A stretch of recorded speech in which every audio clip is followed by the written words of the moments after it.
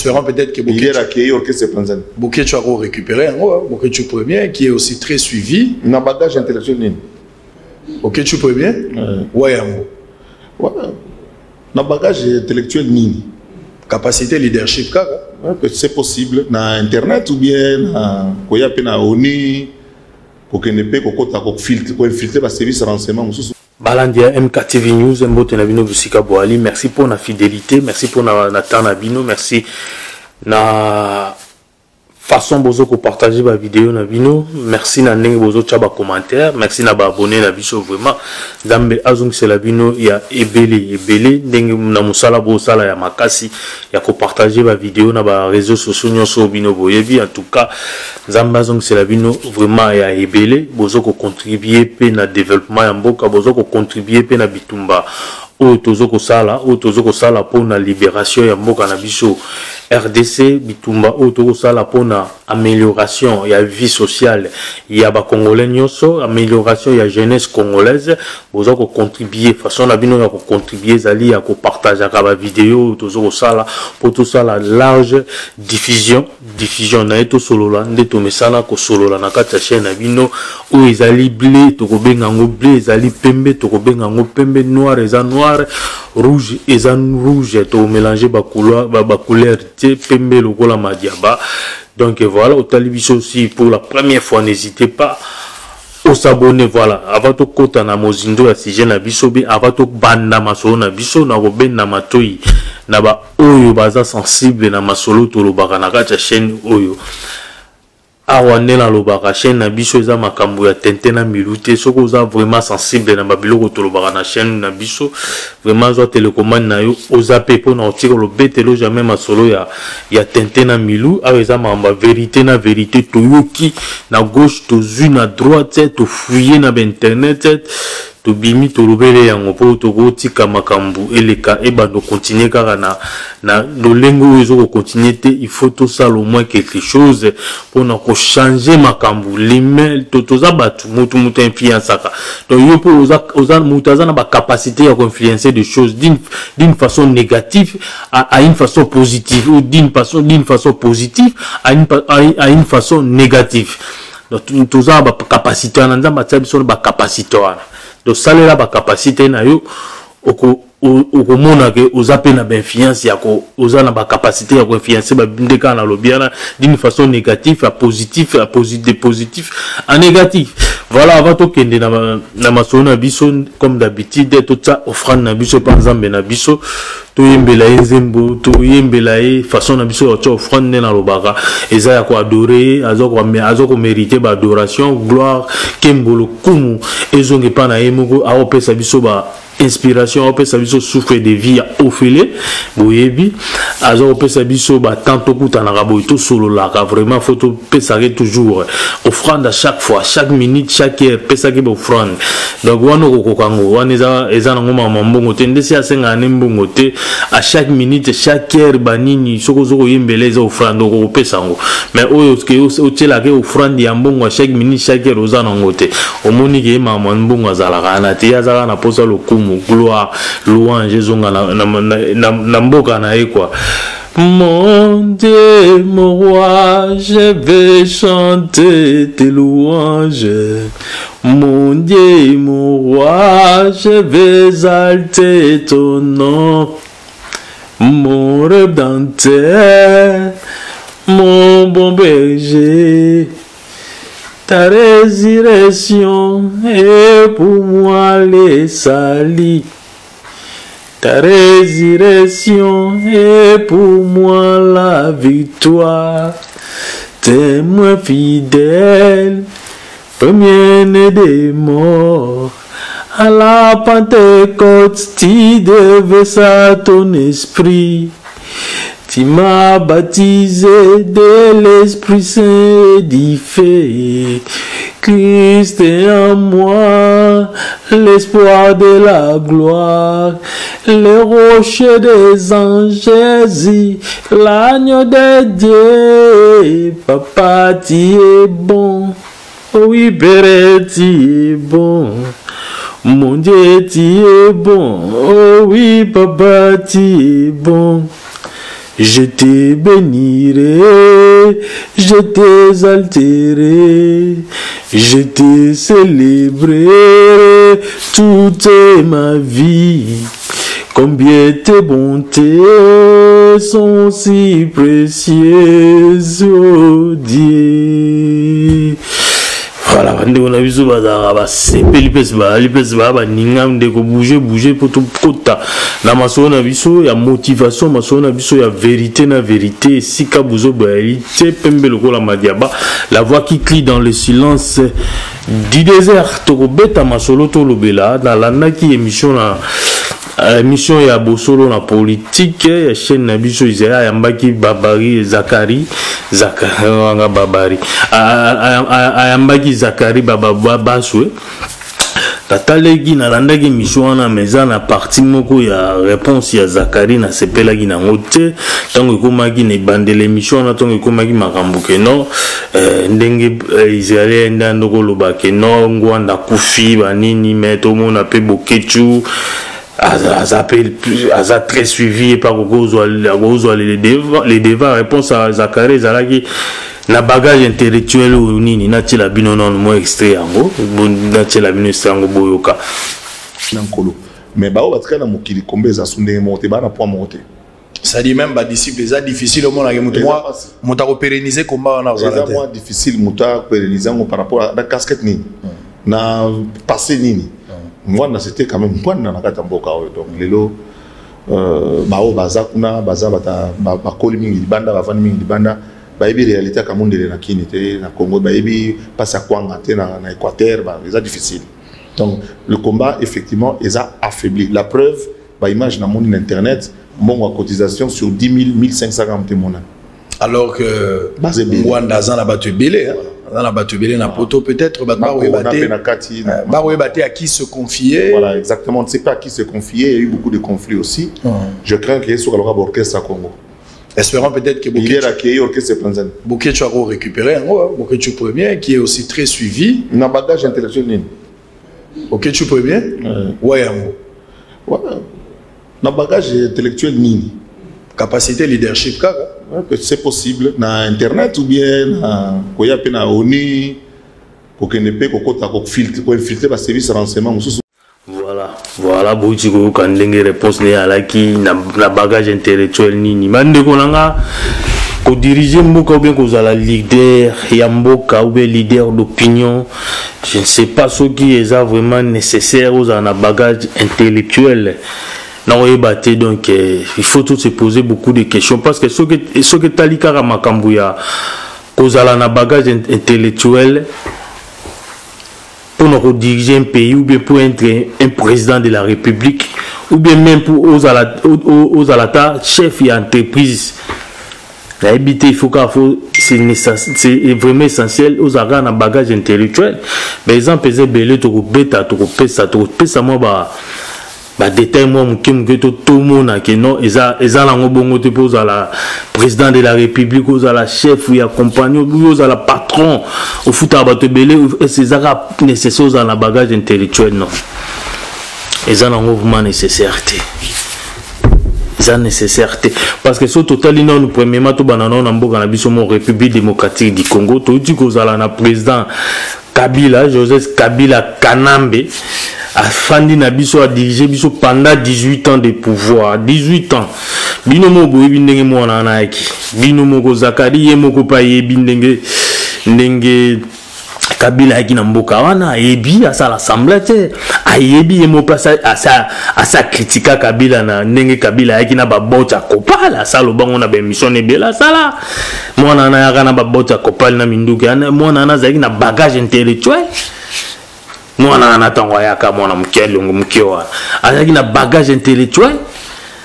yaki na déjà bano bayaki ba kadogo bayaki na era rébellion c'est bana attend bayaka na minduki ba na bagage intellectuel bana na vandi na bazamba basangisi ba pesa ba minduki ba fomi ba ndenge nini ba betaka kotsa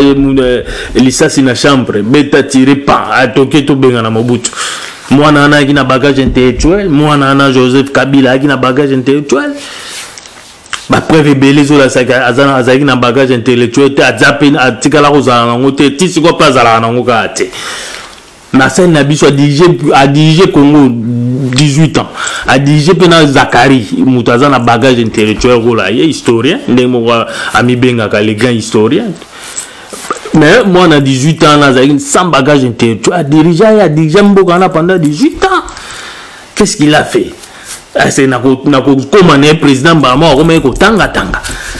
comment on des classes na kuzu biso to yebate motala ka parcours na ye na ko yeb Joseph Kabila na ko zala na ye président na mboka. Combien de fois ça tenir discours na 18 ans na botanga ba discours neza ko tanga na mboka wa engola sakaza na bagage intellectuel mais ndenge nini ko zala ekoki ko zala impossible pe pour na boke tu tozo ko lobate tozo analyser situation na ndenge yenga lobeli kino na bagage intellectuel wapi ya diriger mboka wana. Donc c'est-à-dire ye Zakari pour na ye pour comme président de la République faut la bien instruit aux na bagage intellectuel yango na bandi ko pesa exemple ya muta diriger biso pendant 18 ans y compris na ye pe ba diriger pendant 18 ans aito ye bibndengi ba ya na diriger biso pendant 18 ans wapi bagage intellectuel la kila talanda bomeli bisomboka mbaki na bagage intellectuel bango et puis y compris na ba Congolais ba ministre ne nyoso wana bato bagage intellectuel talande ba bomimboka elo ni basali oyo laksike bato wana baki na bagage intellectuel structure nini basali na mboka wana structure nini batiki système nini batiki ya mabe donc ko baser leadership ya mutu bien capacité ya mutu à diriger un pays ko bazango na bagage intellectuel non go baser babilo wana na bagage intellectuel babilo wana go zala nature de naturel mutaza leadership à diriger pemboka on peut président diriger pemboka sali pe mamba bien malgré manque à bagage intellectuel leadership naie de nature et sengaki azala bongo nzambe mutatene sikana de nature a diriger Pemboka ba président bongo ba et bon bino bokansi ba président o ba ata ba président ba mboka développer ata ba François so botali bango ba biographie na bango bolandela bango omona ba sala betida milai te ba kota ba doctorat te ba kenda ba souta ba kenda milai te et loko sala loko faut comprendre na vie pour réussir les bagage intellectuel te na vie pour ça la makambu ya bien petit kala na mboka na po tiki pe histoire za oza la bagage intellectuel te babilo mso za créativité na yo moko bolo balanga te que créativité ko uta na bagage intellectuel non toza na batu ba créaka ça même baza na bagage intellectuel azo créer loko à défendre on pas expliquer en proprement ba sale on peut jouer et simbi pe to kasi ba moko ba kenda ba classe ndenge ni mo tanga ba biographie na bango ba président belé ba leka na bamboka na lelo développeur mais et non que ça là que bango ba diriger mboka les entourage na ye entourage ne ba za entouré na bato ba sala ba tanga makasi ba kenda tina ba doctorat ba kenda mais ceux qui ont la sagesse ont sage ont de nature leader ils ont nécessaire tous en bagage intellectuel ce qui peut et salami qui écoute amelio qui aux appelle na bagage intellectuel oui c'est bon et puis des natifs posent dans leadership oui c'est bon tout le monde a l'élo tous en a Félix Tshisekedi tala Félix Tshisekedi est-ce que monde a leadership est-ce que monde a charisme il y a qui présidence il y a qui président est-ce que bon mon leadership na yendeza est-ce que bon mon on va sentir on va savoir leader à bon leader à sala marambo ya zo sala na leader à zo ba décision en retard bota la façon na leadership réalité na habiter ce pas na bon azana bagage intellectuel c'est bagage intellectuel azana ngo ça suffisant na ndenge Zakara lingi batu ba na bagage intellectuel na habiter so lingi batu nyoso baza na bagage intellectuel yokola ya ye ou bien il y a zomona ndesi ya aza les grands historiens que batu nyonso baza na bagage intellectuel na se oh mon frère tout tika ko mimiser makambo tout tika ko mimiser makambo Kabila to fait 18 ans petit wana ina bagaye oyebi omona enda zoko ya kotamboka wana oyebi zakaro sa okritika etongo zaki journaliste ça ba bitu okritika ya yana babuta kopale bagage intellectuel ni na halaki nango mais diriger bato bazaki na bagage intellectuel ba entourage na diriger ba professeur a commander ba professeur a rouler ba professeur pendant 18 ans. Pendant 18 ans, jusqu'à présent, même le professeur Ango Batikala na séquelle na bazaka na posa ya zalaona. Preuve année, bazaka na posa muto azana bagage intellectuel eta dirija ne biso. A dirija ne biso. Yango na ndimaku tezo na Congo to na bato maele. To bato maele to ba beta biso bato maele biso ba grand professeur mais bazaki diriger pendant 18 ans na mutaza na bagage intellectualité. Mutaya na ekadogo, mutaya ne rebelle avant na passer vini na zamba ya komi rebelle, aye opportunité pesa mi basimbi minduki ba na Congo bazui pouvoir, papa na kufi ya komi président, a diriger pe Congo na pendant 18 ans. Voilà, mais yo le logo lo bana muto ana ba tune ote ye na bagage intellectuel ni. Ba ebiso makambo wana za subongo. Makambo za président qui paraît sous bagage intellectuel. Landaka ba biographie ba président Beloko monata ya Donald Trump.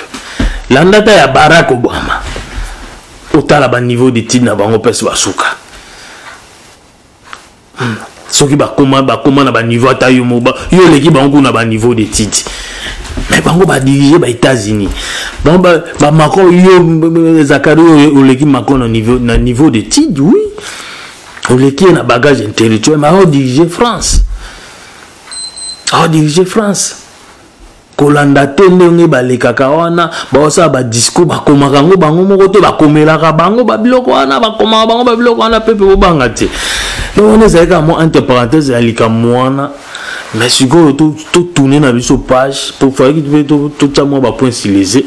les accents stylisés pour des à la moi vrai parce que to ya okot sabatuna eloko mona mutuki non pour na komaka président fona na bagage intellectuel alors batu ba ya koma na complexe wana pamba ata de native boazo mimona ke yem to sa likambo bien na mboka na Congo mais ndesa bien ngam na kena na classe mingi te na suka na école primaire tala Zakaria aloba kuna ke non bokecha okokate poza na bagage intellectuel to yo kotsa ba jeunesse na biso lokwa eloko wana fois les gars na TV asengela ngo ba excuse parce que non akokotsa bato eloko mo mabe to muto akoza bo de native boye wana ndefa déjà comme olanda yo émission yo kaki yo bagage intellectuel faut za la poko ma président de la République ou pour diriger o diriger loko o diriger bato o diriger mboka ou beaucoup mata millionnaire comme mata patron ya compagnie mo faut za na bagage intellectuel o cha bato lo wana na mtu il faut les gars soit sengela ngo ba excuse wana parce que ils ala raté donc to beta na biso masombo na biso ya motivation mboka na biso ndenge to mesana ko beta na kata chaîne na biso ko bosa na te ko activer cloche de notification yo mtozo tala biso pour la première fois Olandi biso CP na biso n'hésitez pas au s'abonner sur s'abonner ko bosa na pété ko activer cloche de notification non ils a vraiment très important. Activez cloche de notification à chaque fois que vous êtes direct, tu publies vidéo, que vous allez notifier que tu publies vidéo. Alors, vous allez facilement, vous allez arrêter et que ça va bien, tout ça la large diffusion et c'est le mot bien. Dès qu'on a vu ce Congolais, mboka na biso eza mboka ma eza ya kokende mboka eza ya kokufa. Tokoki kovanda kaka boye te tovandi na biso kola toza bien toza l'ensemble te mon frère mes frères mes cousins toza l'ensemble te faut to banda ko manifester mes contactements na biso yo soko kendaki ba pesa ki mo $10 ko influencer batu nyonso te ke kola yo za ba pesa ki $10 oyo ko loba makambo ba batinda yo lobomba no ko influencer batu c'est batouté parce que $10 yo ba pesi wana ba msupe ba pesi bango te ta la réalité en face $10 wana ba pesa ki obe polo ba pesa ki o ezelo te frère elo ni bozela na mboka wana kosambela bo sambela kanzambe na ebite na Congo tout sambela kanzambe yango nzamba aloka ba prier na biso te parce que nous savons pas prier. To ebindenga kosambela te to sambela ka to sambela nzamba pesa biso biloko sa pesa biso to sambela nzambe to senga nzambe biloko sa pesa biso o senga nzambe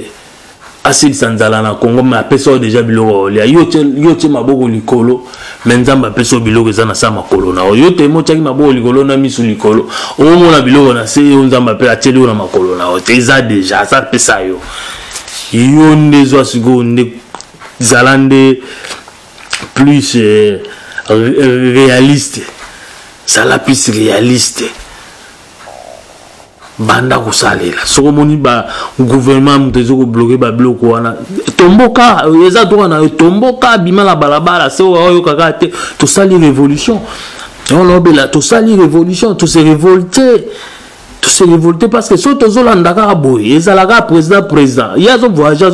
ya comme ko ba Dubai ya zo mema ba na bozo mona ke ko bozo mona ba lira ngonde zo ko kendele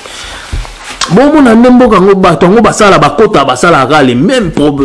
choses les mêmes trucs ba précéder na ba précéder les basala ka ba kambo ya bato ba tikeli bango pouvoir mettons bon bazali ba opposant ba obundisa système wana mais bango lo ba comme na pouvoir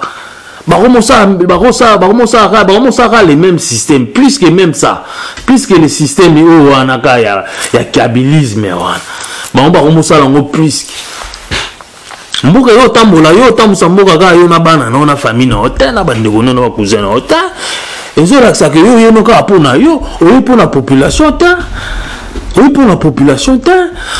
au leadership ya président wana Félix au leadership na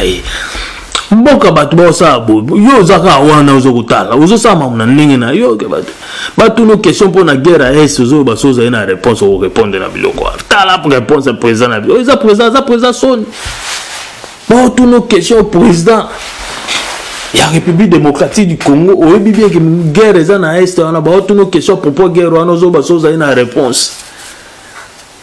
Européen sa réponse wana facile mais donc azana na réponse té azana réponse européen sa té na mambutali guerre insécurité guerre à est wa azana réponse c'est-à-dire on sait l'autre somme dans la réponse européen sa té c'est-à-dire on sait l'autre a ébé l'autre ça la té dans il n'a pas une réponse azana réponse té peuple kino bo monate peuple congolais bo monate que président zanga ba réponse na guerre na situation à est azana réponse te e boka na situation na ba vie na bino ya ba vie sociale nda ozana réponse nango azape na réponse so azana réponse na o wana te azape na réponse ni lo bon ta azana réponse ni lo ta article pe ozana réponse ta bolanda ba bilo wana ba osala te ba futa nzo ba pakola bino na mbebo wana ka ba te bino ka tango le saka lo lemo tutu après gwesil na sukale et sinon ça ba mafuta nzo wana ba pakola bino koto akenda so ayeba mi bo ba bis botala nanu makamo bino bo réfléchir bien. Est-ce que bino boza pour ça ba bis wana na minute c'est que ya na bis na RDC ou bien na Kinshasa est-ce que ça priorité na bino lo bo sengiye mabum na mioza anzala bis ana etambo na nzelani kure ala rate mai ala rate bis ana etambo na nzelani asizaki za priorité donc ça mafuta yo pa mafuta ngulu ba pa ko la bino na mbepo parce que azana ba réponse ya na bino te alobi bien que so azali na réponse ba tourner que soit guerre à est alobi bien que so azali na réponse ngaka pesa donc ça dit azana réponse na ba demande na bino te azana solution na bino te donc bino mo monde population to se prendre en charge donc biso monde to zana réponse na biso c'est-à-dire quoi to se révolter to bima to ça la révolution to longola bato wana kuna to changer système to bandela mamyo soit zéro to ta bato mususu bakota kuna ata bango ba politicien mususu bakozala ba accompagner du selon mais à la série ba mona que so to sali faut pas to comme na population moi comme direct ba longola biso directement c'est ça. Mais so biso to vandika na ba parler bo ba salika bo biso to vandina biso to tala bango ba yibimbo to vandi bo tala bango a détourner millions to vandi to tala bango makambo guerre est on a ba réponse to vandi to tala bango donc soka za na réponse parce que réponse ici ya makambo ba congolais c'est kazala kanina ngote pour na ndimi kata ko ma président de la République de la ya Congo soka za kanina ba réponse ya makambo le kana Congo te soka za na réponse ya ba souffrance ba congolais te soka za na ba réponse ya ba souffrance ya guerre est ba kivu soki ba benga ba to ba goma wa azana na réponse na bango te mais bato ana ton ba yoki bo ka mo ba koyoka pasi atumbe bon support à président biso to kanse ka za na réponse aka yebi azaru même pas na réponse na makambo ile kaka do réponse ezala te to za ka viana ba no mene ka vie insécurité bo bana ba bota man insécurité c'est quand ça la réponse tiens et ça clair et net quand la réponse c'est ça clair et net naka aye wana komia naka aza ko enjoy aza ko sepela ye na famille na ye ba lia ba fufu ba ya minene ba tambola ba voyager mokili mobimba ba ndo tomba voyager mokili mobimana ba ba novanda na ba lix c'est ça vie bango ba vie felice au sala ye na famille na ye na ba ndeko na ba neve na bango nyoso ba komi ko mener via lix avant bazaki na vie wana te mais tala biso pepe congolais to banda bitumba o kala bino bo banda bitumba o kala bozaka na lolengo bozalaka wana jour nini bozali futa ya bitumba oyo c'est que bo bundango bien temps bitumba bo sala pona amélioration de la vie sociale na bino pour améliorer développement mboka c'est que bo bunda bitumba na bien temps bo bundango bitumbango bo bundango na ba complicité bo bunda bitumbana na ko banga bofungola misu mais façon bunda bitumbana za osala maman na révolution na obelela bino maman na révolution la révolution za solution na zo baté le bokanza te que révolution za ko kende ko bomanga ba politicien non révolution bo 2000 banda bozonga te ti bomona clair na makamwana bomona clair bino moko population bozu pouvoir na maboko boboto li bato wana ba pouvoir boboto li ba politicien na pouvoir bino bozu pouvoir ngo bosimba wa maboko eloko to senga ya ngwana ba benga ngwana eloko no senga bosa ya ngwana to ko accompagner bino bosala ngo il faut que ça la biloko wana pour que ça li bongo to zara bon mboka ne zara bon président kota ya salima omna ya aki yepi baba ko bambula asale eloko te tozali na Kabila wa 18 ans elo nya sai na mboka elo côté maintenant atiki ki président ba PC sous valeur balati sous médaille mususu sénateur à vie eza ndenge mona na Tshisekedi afa to kovanda ne ba ane awasala biso lo kota otonga nzela te kure kozaka ndezala kana mai kozala aka te misale kozala te vie sociale ba congolais kozala te tanga kolembaki pouvoir ango atiki na ye bazu sous sénateur à vie babambi elandi kaka do bénédiction ka ezaka bango do bomengo Congo ezaka bango. Donc prière ba congolais nyo se belé ba sala nzamba yoka angote nzamba yoka ka prière ya babango ya ba Félix ya ba Kabila nzamba ka ndia yoka prière na bango to se yango na bi to se nzamba be biloko sa pesa biso to ba de parce que to se nzamba to temi sur likolo maboko likolo ke biloko apesa biso za na se kende tumbola mabele bibisa diama to développement to ça masolo après mboka so ko leli lalo obwagi no ata mbuma lilala ka bona na bulu kutu te ko lono ke yobo na muna sima mkongone bimi lilale boti mboka bongo olelo mangu bwagi no ga mukokoli kutu na bulu te kutu okolisa ndete muso ya manga bulu kutu ta obwaka la ngo kutu maite kande zoko ekota kiana na mabele vandi wana ma yambule beti lobilo openze tamange bimi tala risha nzamba sabesa biso lo dito senga ke susu ta yana obi bo mona biloko atina masama kolote ateli biso milo na sama kolona biso tema biso to sambela to tsel maboli likolo na misu likolo to mona makam nzamba tsel biso te ngatala biso me biloko wa mona tende to yo sambela ote misu okangi misu po batu mingi basambela bakangi misu bazu bakangi misu ateli maboli likolo na mutu misu likolo boy nzambe zo omeyo sambela nga nzambe wa biso tala na sebilo na telio deja yo temo zaka bo yango mona biloko telio to sengo zo ate yo nzamba pese o deja biso toza mboka moko toza mboka ya kobanda kosengaka nzambe azaka na kanda na biso parce atala mais peuple eza ndenge nini nga apesi bango biloko nyonso baza mabela bien na mboka na bana ba richesse nyonso et puis je vous dis RDC province na province où ils ont constitué République démocratique du Congo ils ont la richesse au monde a pété na capitale Kinshasa wana mundela koya wana mundela yebitala tant biso to lexa r biso population to lexa r ya ko sa mamba pampamba mundele ana poto a brûler ndenge nini na na Congo wana a exploiter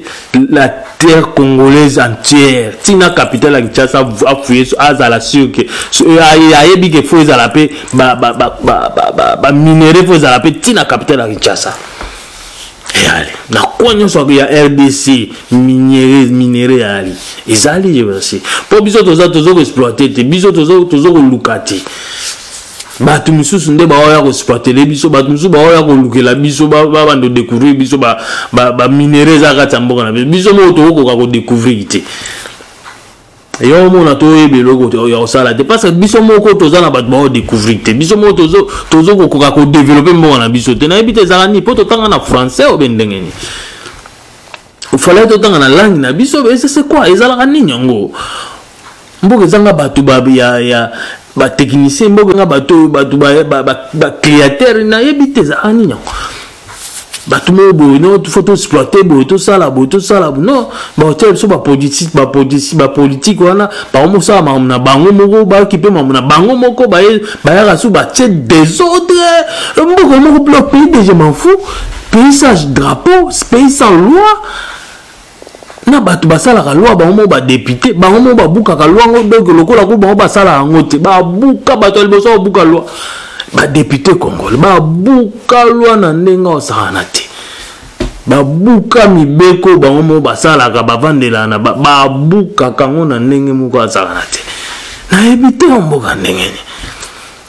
mboka ya ndenge nini batu na batu balingani te mboka ya ndenge nini ba politicien ba feriste mboka ndenge nini ba politicien balingi mboka na bango te mboka ya ndenge nini batu ya ndenge nini ba dirijaka Congo ba congolais ya ndenge nini faut mituna na ba nationalité et le bata oyo auti ko proposer loi ya makambo tali nationalité za raison pour to banata na batiseki doit to bando ko questionner ba nationalité na bango ba député nyonso wana to bando ko questionner ba nationalité na bango faut façon bato wana ba osamba na Congo façon ba diriger mboka na biso baza ba sans pitié bangobila ba gentine ngobile baza ba lio ba elima donc aza wana zi elima aza plein d'esprit mauvais donc azo kipe ko tout yazo kipe kaka ye bandeko na yazo kipe ko tout population ta population zo ko loba zo ko mata et puis bazana soni te musisa soni bakata bato wana ba dirigeant na biso misisa ya soni bakata bango tangisa makela bakana soni te na biso to bandeko questionner vraiment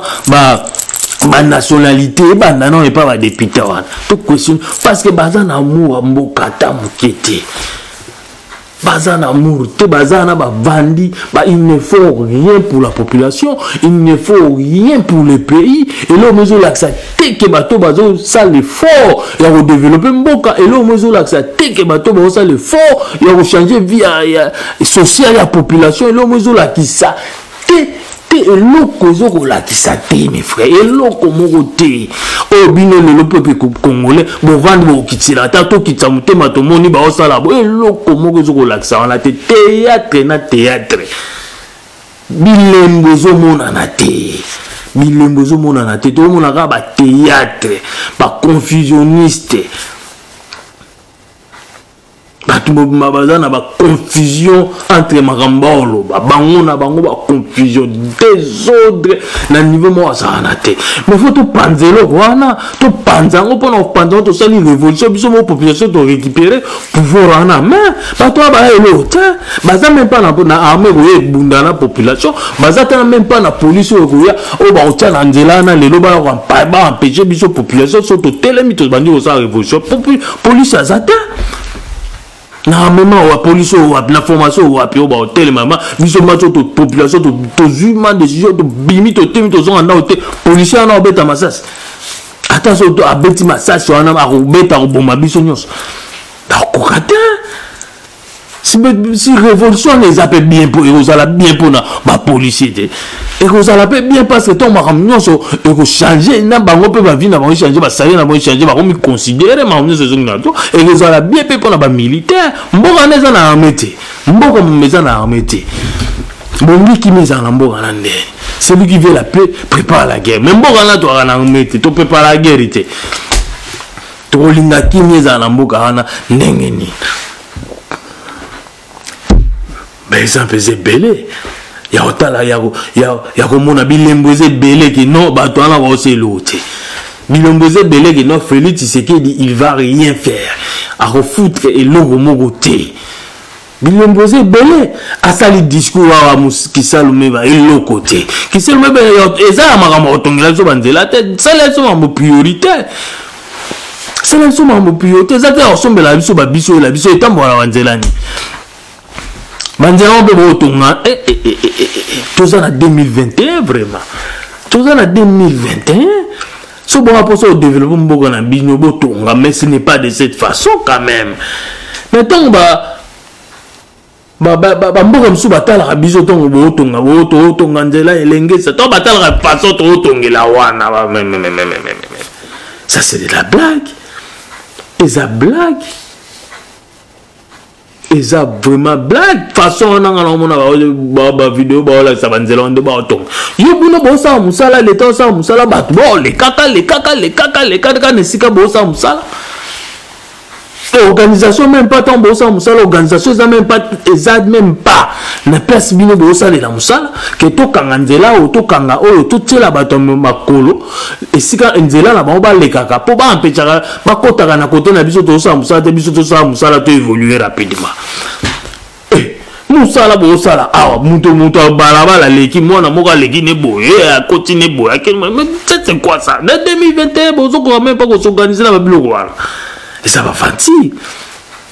ah tout monde na ba sa musala tant ba sa musala bi ke ezanzela principal ba le kaka ba sali plan ba bo biso ndo to sa musala koto yo to kangi koto yo to saleli bato makolo ba le kaka nzela oyo to tesignyo wana ki mutu yo sa makolo le kaka nzela oyo pour empêcher biso to sa musala biso kotaka biso na chantier na biso musala biso zate les laisser aller complet n'habite s'occuper on peut ça va accompagner na mbongo et koka ou koka donc na yizo ezambo comme ko donc titolo ba mamboka o titolo la mamboka biso ta to ba vrai patriote to za ba vrai patriote na posa te so ninde to ba vrai patriote to posa mboka na ebonga to belela na bino bandeko mes frères et sœurs mes yaya mes tontons mes tantines to telema to sala révolution to zo pouvoir en main biso mto pesa bango pouvoir to botola bango prenons-nous en charge na soki wana